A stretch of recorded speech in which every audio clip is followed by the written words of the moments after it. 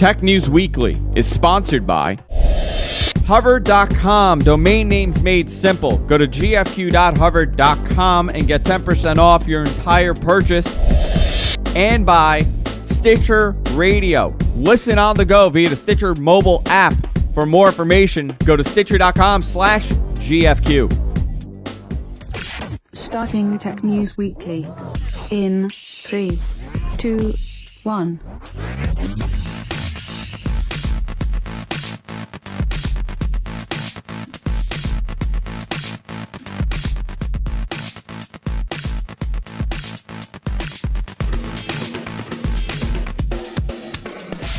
Welcome, everybody, to Tech News Weekly.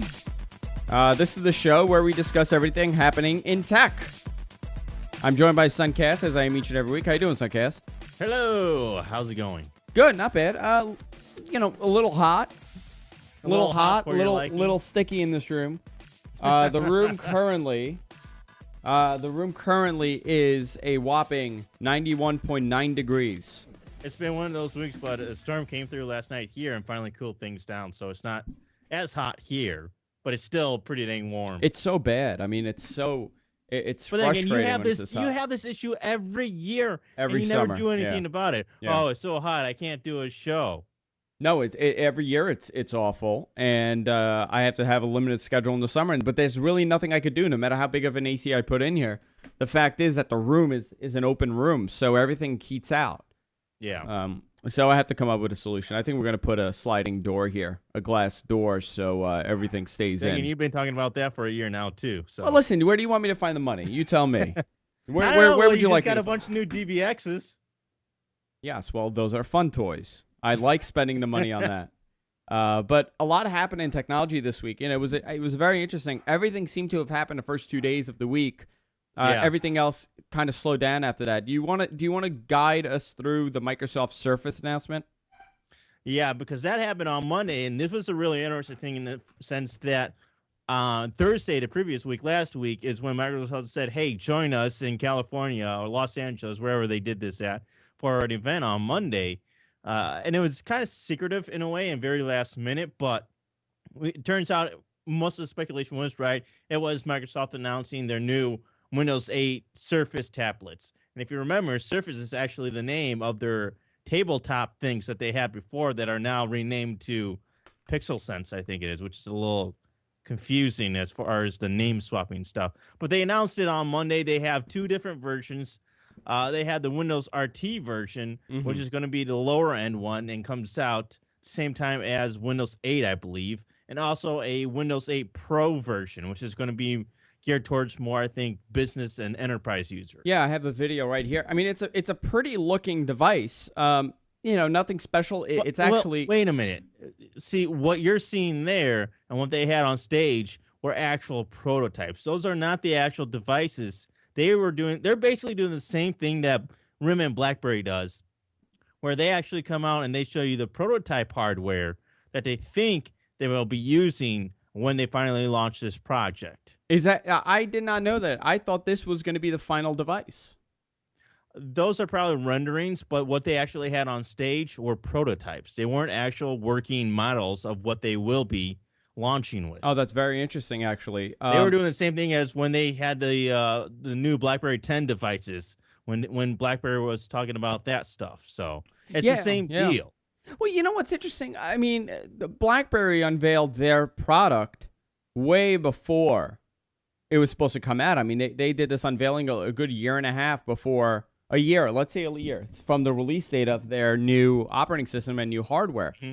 But Microsoft is planning on releasing this in the fall, and the Pro version will be coming out months after. Right. That's where it gets a little funny for me. The fact that they're releasing the same version, I mean, but advanced with the Intel hardware, 3 months after the release date. Right. Let's run down these specs so that people have an understanding of what it is that we're talking about, what the difference is between this Windows RT tablet, which was the first one they announced, and the Windows 8 Pro tablet. So they're going to be the Windows RT is actually the lower end And that Windows RT is actually the Windows on ARM version is what they're talking about. So they're the processor is the NVIDIA Tegra-based ARM chip, which is why it's Windows RT. It weighs about 676 grams, 9.3 millimeters thick, 10.6-inch clear-type HD capacitive touch panel.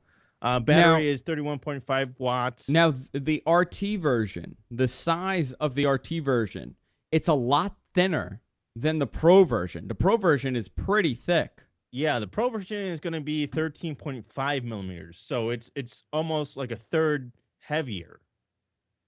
Yeah, I mean, that might be a problem for many. I think a lot of people are expecting it to be pretty thin, but it won't be. Right, and the other big difference between the RT version and the Pro version is going to be the fact that the Pro version actually has Intel Core chipsets. Plus, you're also going to be able to run normal desktop applications, I believe, with it, unlike the Windows RT version, which is going to be strictly Metro only. Yeah, so you're not going to have back access to, your .exe applications. Right. I mean, but is that going to be an issue for people? I think the people going and buying this are not buying it to run Windows on it. I think they're buying it to run Metro. That's right. pretty much the reason why they're getting it. But I also see that they're making it, and we're going to talk about this later in some of the next stories that we have, but I believe Microsoft is making a bigger push again towards mobile devices for businesses that are business friendly in terms of their capability and what they can do. They're not forcing everybody into a box. They're giving something that's going to be very flexible so that these businesses can actually go and use these devices in a manner where it's easier for them to adopt them. Yeah. Very interesting, actually. Very, very interesting how they're doing that. Now, this is the questionable part. Are they going to be able to sell this device? Is it going to be an iPad killer?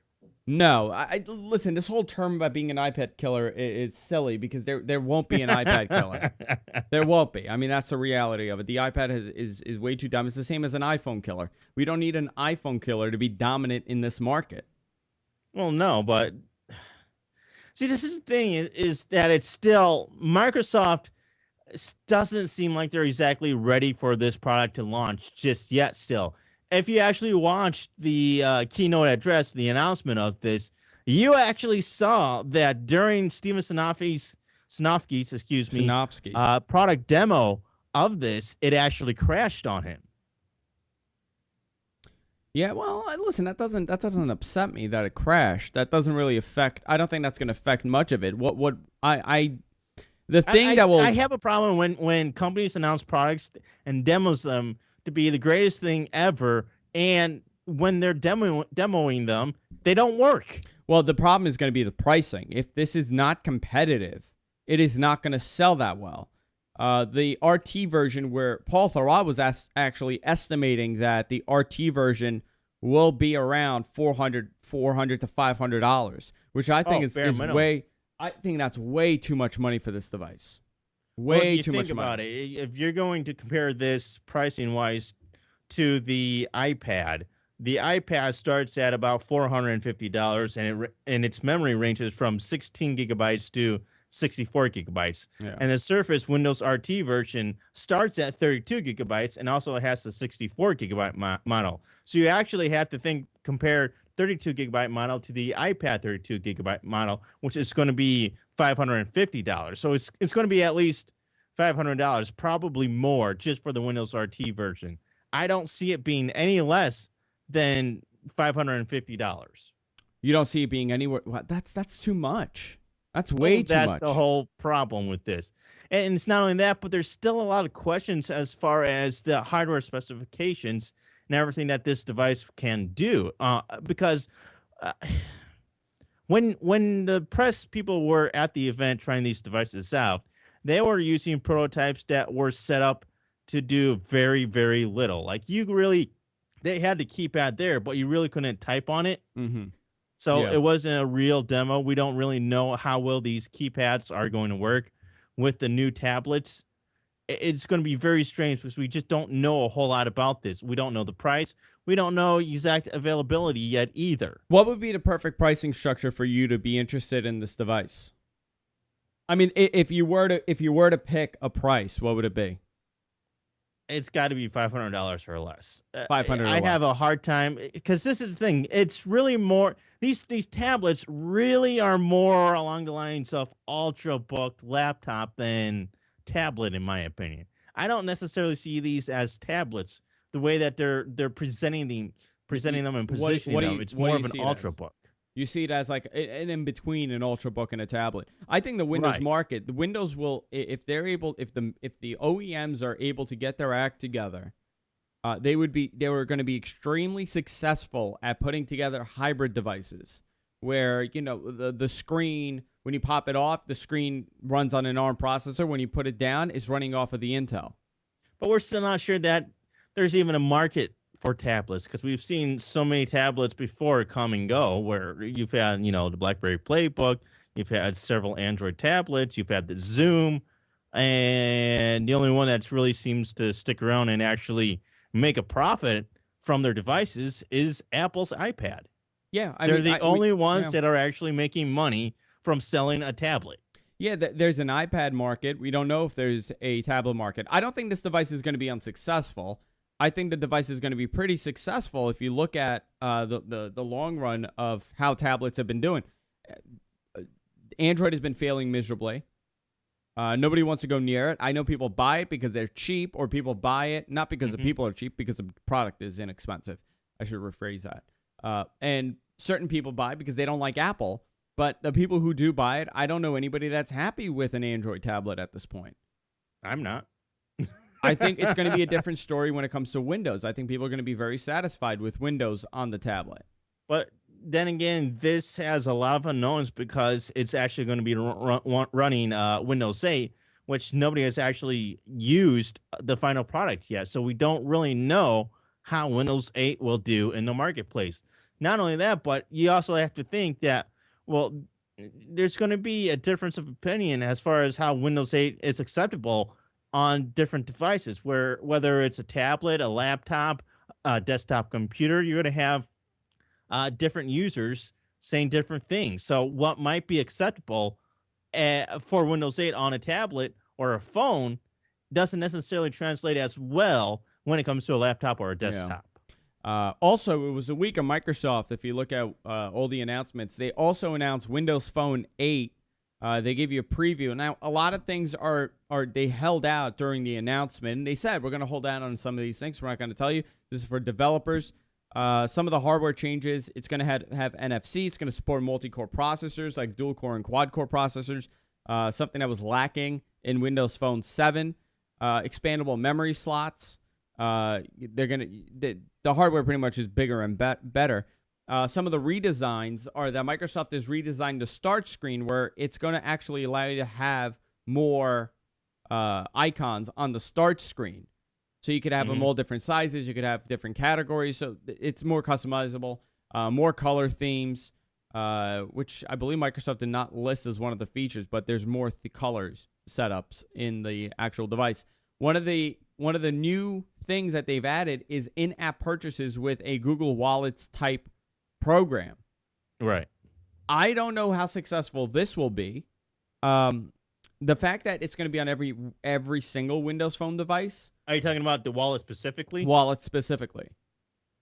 Because it has not been successful when it comes to Android. Android implemented Google Wallets a while ago on some of the devices, but it's not on very many devices. Not very many devices. Yeah.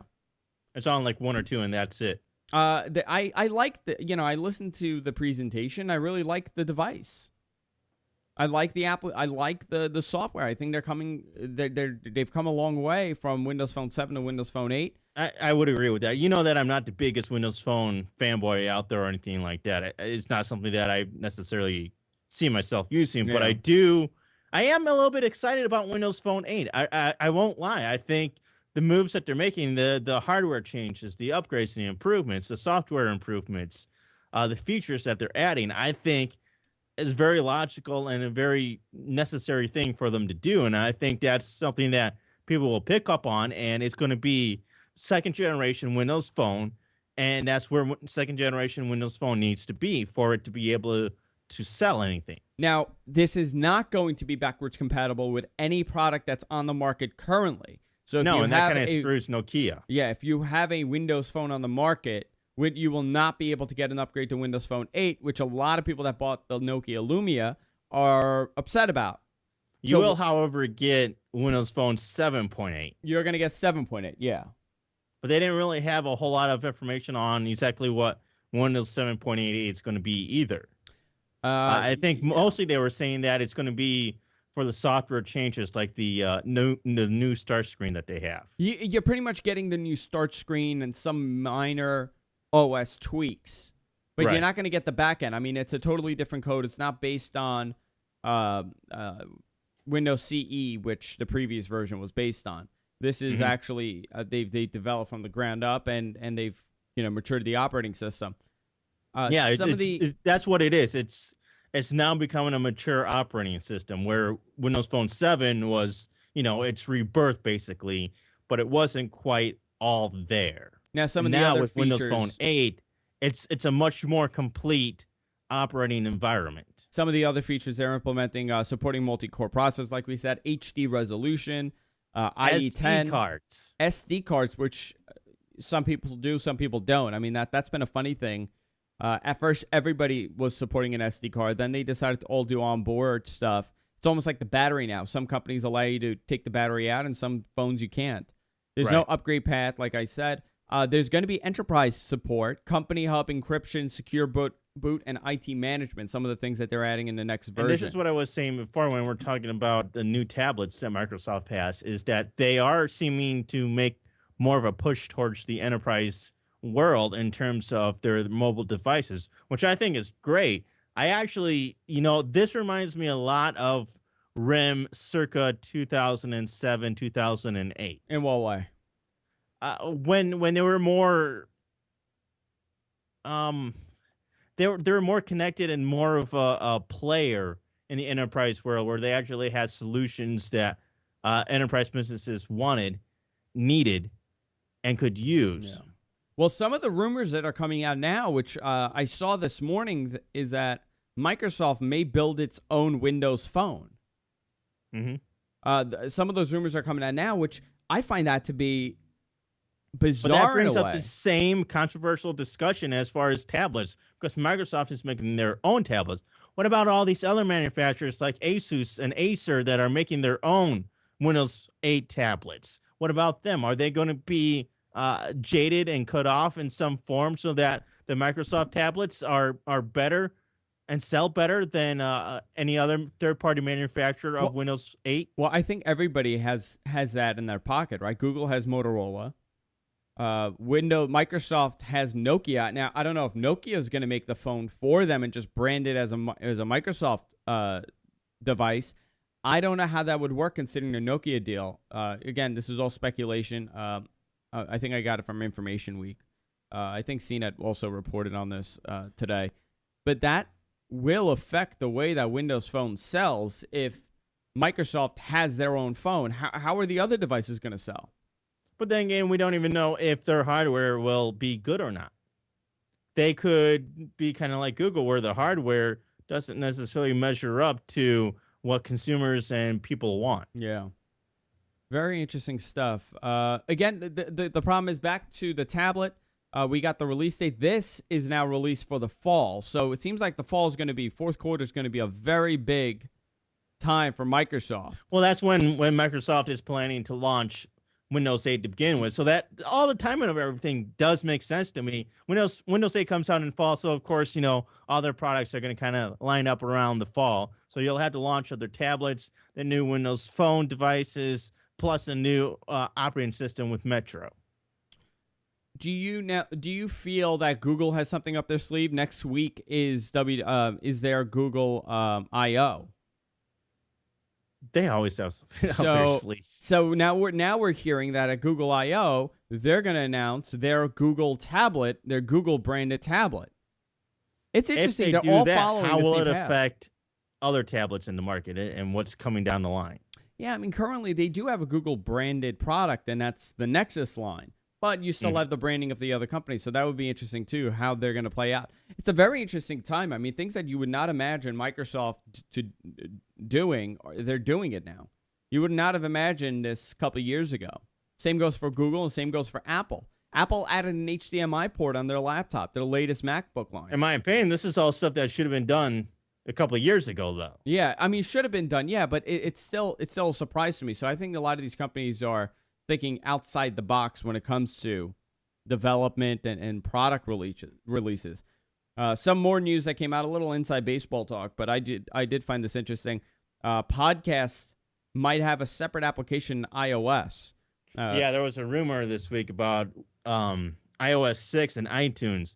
And someone was saying, well, I don't see any podcast section in the iTunes on iOS 6. So where is it? What happened to it? What's Apple doing with it? Are they creating their own application separate for podcasts, or where did it go? Why is it not there in iOS 6 and iTunes? All Things D is reporting that the company, Apple, is planning on spinning all podcasts into their own application.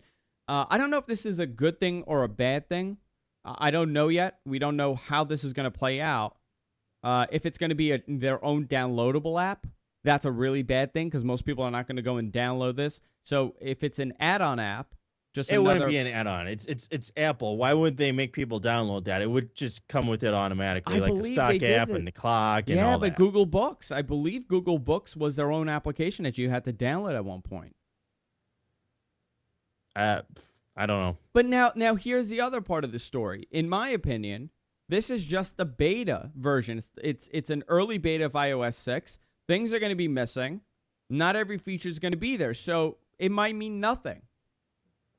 Well, it's too soon because when Apple had their WWDC keynote, they talked a little bit about iOS 6, but they really didn't say a whole lot about iOS 6. It was more about the new MacBooks and the new operating system, OS X, Mountain Lion. They were more focused on that than they were with iOS 6. Yeah. Plus, we don't even know about the new iPhone, the next generation iPhone, because iOS 6 and the iPhone kind of go hand in hand, in my opinion. So until we actually hear about the next generation iPhone, iOS 6 doesn't necessarily matter or make sense, if you know what I mean. Yeah, Apple also they were fined this past week for $2.29 million over the 4G iPad claim in Australia. I don't know if you guys remember this, but there was a big problem with the way that they used the word 4G capable on the iPad in Australia because it wasn't technically 4G. They now have settled, and that's a lawsuit. But this actually comes into play on why at the WWDC conference they use the word cellular, not 4G. Right. So now we know why they made use that. They made that change before WWDC. Yeah, they did. They did do that change before WWDC. So I found that to be interesting. But back to the podcasting thing, Sunkast, do you feel that for the mainstream podcasting is that important to have their own app? Absolutely. Why not? It's a big section in the iTunes store. Because if you look at it on iOS, and I have my device here, it's kind of hidden away when you try to download an application, when you try to download it's a podcast. Not necessary. There's so much that you can do with the iTunes store. You can do podcasts, TV shows, movies, videos, all sorts of stuff, applications even with iTunes. So, but no. But when you let's say I'm in iTunes right now, right, on iOS, I got to hit more and then go to podcasts as its own area. Right. It might. But if you also think about it, on the iPhone, you have a dedicated application store section. You have an icon, you click it, and it brings you right to the App Store. You don't have to go specifically to iTunes in order to do an App Store. Yeah. So if you look at it that way, it really does make sense that, well, why couldn't they do a separate podcast application like they do for the App Store? Yeah, I guess they should do that. I mean, I wonder how they're going to brand it, what they're going to do, what they plan on doing. Some of the rumors are that they want to start producing in-house podcasts. But then again, this could all still be a rumor. We don't know this for sure or not. It's just what somebody's reported on, and things could happen. Very early. Apple hasn't confirmed this yet, so yeah, it's very early. It was a beta. It could have just been one of those things that they didn't get to when releasing the beta. And they said, oh well, we're not going to do a podcast section in iTunes for the beta. Yeah, I mean that could have been it. That could have been it, actually. Now, did you follow up on the leaked Xbox 720 documentation? I don't understand half the stuff in that document. Oh, it's really bizarre, and I do want to say before I go into the story that this is a leaked document from August 2010. So this is not a current document. This document was published 2010, almost a year and a half ago. September 2000, almost 2 years ago. I believe it was September. So a lot of speculation sprung up from this document that was out. It claims some crazy, crazy things like the Xbox is going to take a DVD size form factor, this flat and long device. It's almost going to look like, your cable box, which is a little weird to me. I don't know if you believe that, John. I have no idea. I don't know enough about Microsoft and their gaming platforms to make any good guess. Well, the thing about it that's interesting is that they're really focusing as a media device. And I think this device will become a dominant device if they concentrate on media. Some of the things that they've been doing with the 360s, adding cable providers as content providers on the Xbox. But isn't that kind of what they were trying to do with Windows Media Center? That was, but I think they realized what's going to be the difference between this and Windows Media Center? The form factor of the device. The form factor, it's an actual device rather than a computer.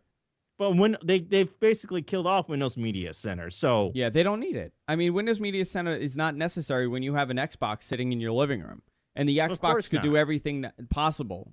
It took them a couple of years to get it, but the Xbox has gotten long in the tooth. But it's not like anybody was actually going and really buying Windows Media Center to begin with. No, people weren't because it was expensive. It was very expensive. They're looking at a $299 price point. Xbox. $299? I don't think If you don't want an Xbox, you could just go buy Windows Media Center if that's what you're talking about. No, you're buying hardware. You got to talk about hardware. How many people are putting a computer in their living room? Me. Other than you. You're the only one. Most people don't want to do that. But this will become a media hub, and it could potentially remove the cable box from your living room. This could be your cable box. Everything is being pumped out via IP. I think we're going to start seeing that with this device. The other thing about this device that they're reporting... Well, let me comment on that first. Yeah, go ahead. Because this is very interesting. If you actually think about it and compare it to what's out there now, you have devices like the Boxy Box and Roku and a couple other type of devices that are much smaller, more compact, but that don't necessarily do gaming and everything else that Xbox does now. I'll tell you what they're missing. At the same time, you have these Roku type devices that you connect your TV that do sell very well. Yeah, but the reason why they sell well is because they're inexpensive. Most of the time, a lot of people are not using it. I have a Roku that I have not turned on in months. What I use actually on a regular basis is Google TV. And the reason why I use Google TV, not because they're the best one, it's because it's integrated with my cable setup. So I don't have to go to input 2, input 3 to use Google TV. If Microsoft is able to do that with the Xbox, this will be the dominant set-top box in your living room. What you're talking about sounds more like a Google TV type of thing. Well, they are aiming at that. Another rumor was that they're going to have a lower end device. But then again, Google TV, I don't think has been a real big success either. So no, Google TV has not been a success due to marketing and hardware restrictions. They don't have decent hardware. And talking about decent hardware, my Mac is totally frozen. Yeah, I think it overheated. Mac fail. I think it overheated. Isn't that something? Huh. Very interesting. The thing shot up to 200 degrees and turned off. Huh. Yeah. So to kind of sum it up, if Microsoft is able to release 2 versions of this device, one where it's a media center and 2, it's a gaming platform, they're going to be extremely dominant. I've always wondered why they couldn't do something like the Xbox that they have now, but not necessarily nearly as expensive for people that were more interested in the media side of Xbox, but not necessarily the gaming. Well, they have the 4 gig Xbox now that's fairly cheap. But nobody knows about that. Yeah, a lot of people, but when people they don't know, Microsoft doesn't really market the console itself anymore. No, they rely on companies like GameStop and stores to market the console.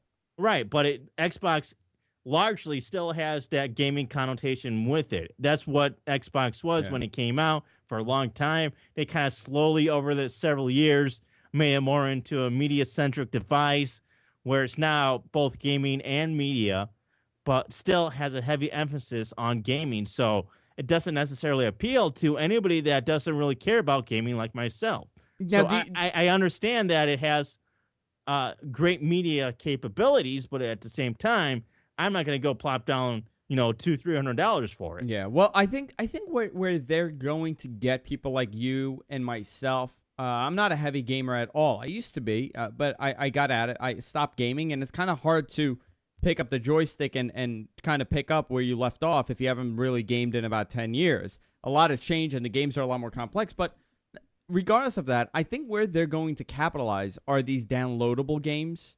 where it's not as complex to play. It's going to have multiplayer support, and it's fun. You're not really in this complicated game. It's a fun game. It's a quick It's game. going to be you can play more with your like buddies. gaming on a mobile device, like an iPhone. Exactly. I think where they could really Which capitalize is where games are really taking off these days. it has. In terms of mass consumer consumption. Yeah, Sure, you have yeah. the hardcore gaming society out there that does, Call of Duty, World of Warcraft, and all that stuff. But then you also have a new generation of gamers that do gaming, all kinds of stuff like draw something. What's another popular one for the iPhone? I'm gonna go through it. Mega Jump. You know about Yeah, Mega Jump? you have all those that are now pretty popular for iPhone that I think appeals more towards the general mass than it does for a hardcore gamer. I think they could even go beyond there. I think they could get a little bit more complicated. They could add side scroller games, good looking graphic games, but don't go hardcore with the complexity of the game. I think that's where they're going to capitalize. And people like you and myself that have an Xbox will be more likely to play those for, $3.99, $4.99, whatever they're going to charge on this device that does that. I think that's where they've noticed that with the downloadable games. They have classic games on there, and it does quite well for them, the Xbox Live Arcade.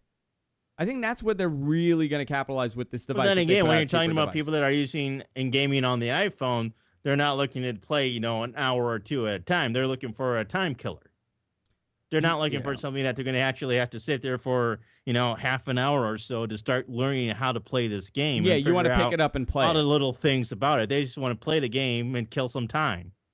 And that's how they're going to do it. You're going to pick up the joystick, you're going to play, and then it doesn't really have a large learning curve. I think that's where it's going to pick up. But it is interesting where they're headed with this console. The console is no longer a console. It's a media consumption device, regardless of what that media is, regardless if it's gaming or if it's watching content. I I'm think when you merge surprised they the haven't two, gone towards downloadable games more already, considering that they've moved very much towards delivering Windows ISOs and everything over the internet versus actually giving you a DVD. I think it's the storage. Some of the games allow you to do that, but some don't. I think that a lot of it comes down to storage. A lot of people don't have the storage to do it. Another concept that they have is that they're going to have this cloud locker where all your games are in the cloud. So you don't need to use up the space on your hard drive. Everything is stored there. If they come up with a good program for that, I think they were aiming at 2014 or 2015 for that. That'll also That's be still a interesting. long ways away. Hey, listen, 2-3 years, man. 2-3 years. That's it. It seems like it's a long way. The funny thing that they said was that this is going to be a 10-year device. The device is going to last a decade. Now, this is similar to what Sony said when they released the PlayStation 3, and already they're talking about a replacement. So I cannot... We see how well those 10-year roadmaps work for companies. Oh, yeah, those these 10-year days. roadmaps, yeah. RIM, to name one. Poor Rim. Poor Rim. I mean, I feel bad for them at this I'm point. not a fan of 10-year roadmaps. If you have a 10-year roadmap, that's great, but you got to be ready and willing to change that 5 years in. You want to pick a story? I can't right now. I'm still reloading Firefox. Why, yours crashed also? Yeah. Yeah, that's really funny because my Firefox crashed as well. I just got it up. One of the stories that I have on here, which is really interesting and seems to be somewhat controversial, is that there's a rumor going out that for the next iPhone, it's going to have a different dock connector Yeah. So what you have now is going to become obsolete, and you're going to have to buy all new accessories again. Yeah, the 30-pin connector is going to be replaced with a 19-pin. TechCrunch reports that Apple plans to change the design and size of the connector for the iPhone 5. The old 30-pin connector, which has been the standard for the third generation iPod, is going to be replaced by the 19-pin mini connector. What's interesting, though, is that TechCrunch says that they've independently verified that Apple is working on a 19-pin port to the new iPhone. So there does seem to be some validity to this. No, I think this is true. I've already some images are out on the internet. Already some of the shell of the next generation iPhone is out there. So if you search for iPhone 5, I'm sure you'll find a credible source for this. But they all have this one thing consistent, and that's that 19-pin mini connector. A lot of people are going to be upset. Now, is it that big of a deal? No, because you can still get a device, a converter device, a little adapter. There you go. Sorry. You get a little converter adapter, you pop it on the end, and now you could use these devices. But it's not, I know, I forgot the word adapter. It's not going to be that big of a deal. You're not going to have to swap out all these devices that you've bought over the last, 5 years.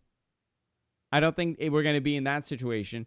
But it is interesting that they're dropping another connector for a different type of connector. And they're going to say, hey, listen, guys, everybody that has this plug, sorry, switch it over.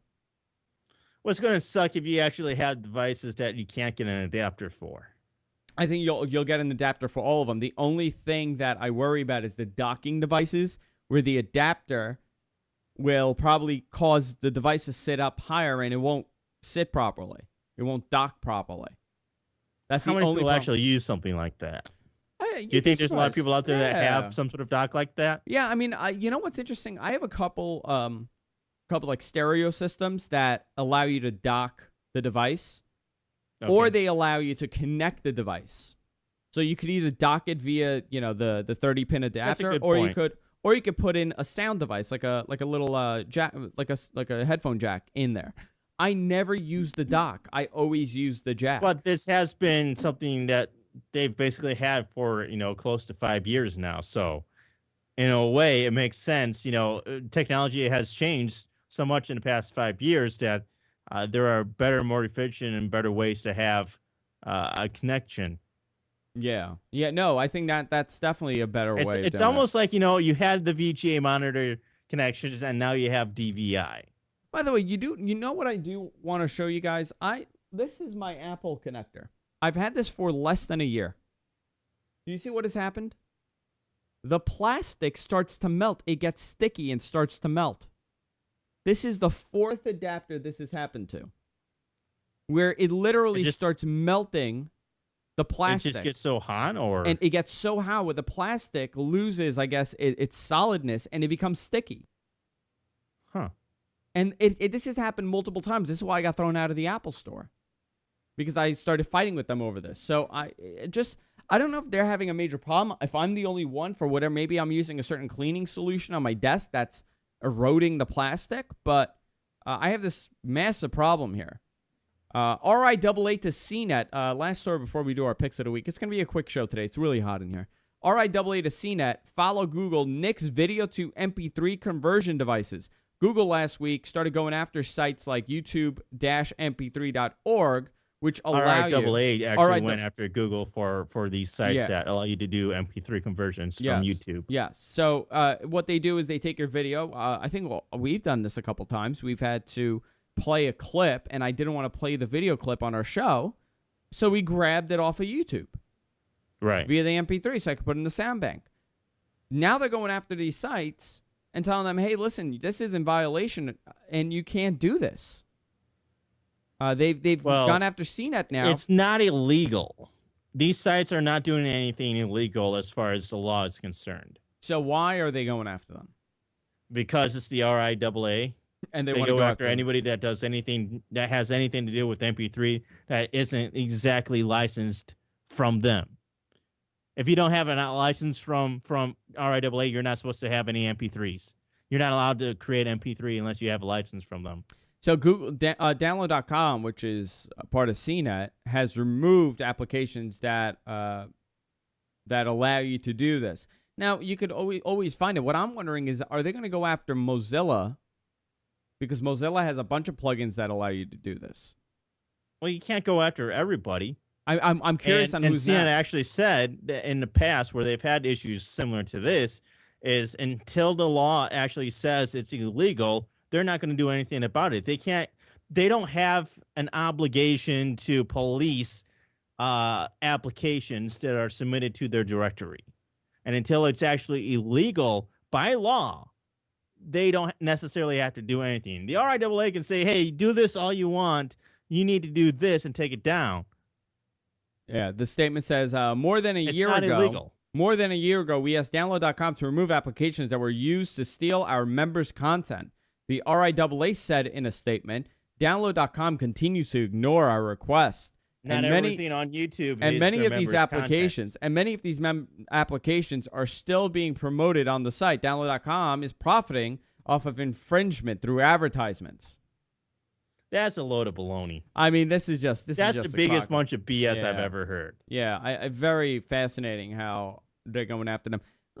I don't know. I don't know what's going to happen with this. Do you think this is one of those times where they are going a little too far? I think they're going to actually get them to take it down. But you can't take down every single application. You can't block every single application on the internet. You don't control the internet. I do. All right, let's do our picks of the week because it's brutal in here. It's 98 degrees right now. You Already? shot up. Yeah, already. 98 degrees. We'll do our picks of the week. Do you want to go first? Yeah, I can go first if you want to pull it up because there's videos and pictures of it. So Yeah, 1 second. Let me just go ahead. All right, so we were talking about computers in our living rooms now connected to our TVs, and earlier this year, that's exactly what I did. I took an old Dell computer that I didn't use really anymore, and I added a video card in there with an HDMI output on it so I could connect it to my HD TV, and this is what I use. It's the ATI or AMD Sapphire Radeon HD 5450. It's low budget. It's nothing spectacular. It doesn't have huge, great specs. I just got something that was going to basically connect to my TV so that I can watch movies and browse the internet on my TV from a computer. It's pretty cool. Like I said, it doesn't have a whole lot of big specifications. It does DirectX. Its memory clock is 1600 megahertz. Core clock is 650 megahertz. So it's nothing huge, but it's very simple. It's got a low profile bracket on that, so you can actually change this. You can use this in a full-size desktop tower, or you can actually change it. In my case, which is what I needed a low-profile card, and it actually has multiple brackets with it, so you can change it and use it as a low-profile card in a slim case, such as the Dell that I have. It's pretty cool. I can run down some more of the specifications. It's only $35, and I just That's lost great. the page again. That's a great deal. 35. Look, I got it on another page that I can run down. It's PCI Express, like I said, low profile. It has 1 gigabyte of RAM. It's 64-bit DDR3. It's pretty cool. You really don't need anything more than that if all you're wanting to do is browse the internet and run video to your TV, your HD TV. It's $35 on Newegg and Amazon, and if you want, you can actually go and get a $15 rebate. So it's only $20, which is what I did. Just wow, be that's prepared, really though. good. Yeah, just be prepared, though, that it does take about 10 weeks to get your $15 rebate card. And it does also provide you with the low profile bracket. Yeah. So Yeah, you don't necessarily have to go and buy one. It comes with them. It's really easy. Very, very cool. That's a great pick, actually. I have a sound card. I have a video card that's on the go right now. And it's very inexpensive, which is what $20 exactly what I was for a looking video for. card. I mean, that's phenomenal. Yeah, connect it right to your TV, and now you got an HTPC. Yeah. Very good pick, Sunkast. My pick of the week is an app. I haven't done an app in a while. I haven't done an Android app in a long time. One of my major problems that I have with my Nexus is that my thumb constantly hits the back button when I'm sending a text message. Every time I start typing, my finger hits the back button, and I'm out of my message, and I have to go in there all over again. Recently, this week, I believe midweek, SwiftKey, which is a keyboard alternate software for Android, came up with SwiftKey 3, and it is one of the smartest keyboards out there right now. It uses a different algorithm to guess what you're trying to type, and it's very intelligent, and it learns. The more you type, the more the software learns your typing style, so it'll learn to correct the same mistakes that you constantly make. So if you're a fast typer, let's say I'm writing, let's go here. Oh, I closed out of there. Let's try it again. My finger hit the back button. Hello, everyone. How are you today? So I just wrote all of that, and it guessed automatically without without me having to hit, correct it to this. Right now, if you go to their website, I believe it's $1.99 US, but it really is an unbelievable piece of software, and it really makes the experience of typing on glass much better. It's a very good looking setup also. I mean, the letters are good. The color, they have different themes. But the algorithm that it uses to guess what you're typing really makes a big difference. I've already noticed that I don't have to hit the back button anymore to correct the word. It already knows what it is. And if it didn't, it'll learn it. I've been using it for a couple days right now. It's already learned all my mistakes, which is pretty cool. SwiftKey.net is the website. You could also go to the marketplace. I believe it's in the Amazon App Store as well. SwiftKey, and it is $1.99 and well worth it if you ask me. That's my pick of the week. What do you think, Sunkast? I'm always up for those kind of keyboards where it actually makes your typing easier. Yeah, it really does, and it works on tablets also. On glass as it is. Is it available for your app? Your device? I don't know. I'd have to look at it. Yeah, I'm curious about that. I wonder if it is. That would be interesting to see if it is. But that's my pick, guys. And that's it for this week. I know it was a little fast show, but it's brutally hot. 98.8 degrees now. I'm about to melt or pass out. I haven't decided yet because they're both an option for me right now. Sunkast, what is your website? My website is Amadeus, AMADAIS.com. And it's where I like to go in and find people on YouTube that sing very well. Last week, or just a few days ago, I actually posted a really cool video from this girl that does a violin dubstep song inside of an ice castle. It's really cool. You definitely have to go check it out. Go to Amadeus.com. Very cool, Amadeus. And, of course, if you miss any portion of the show, you can go to our website, gfknetwork.com, and catch it there. We have, I think, about 24 hours to post it. It's good. Also, subscribe, guys. That helps us out when you subscribe to our show. We're on iTunes. We're on Zune, Stitcher Radio. We're all over the place, so definitely subscribe, and we'll see you all next week.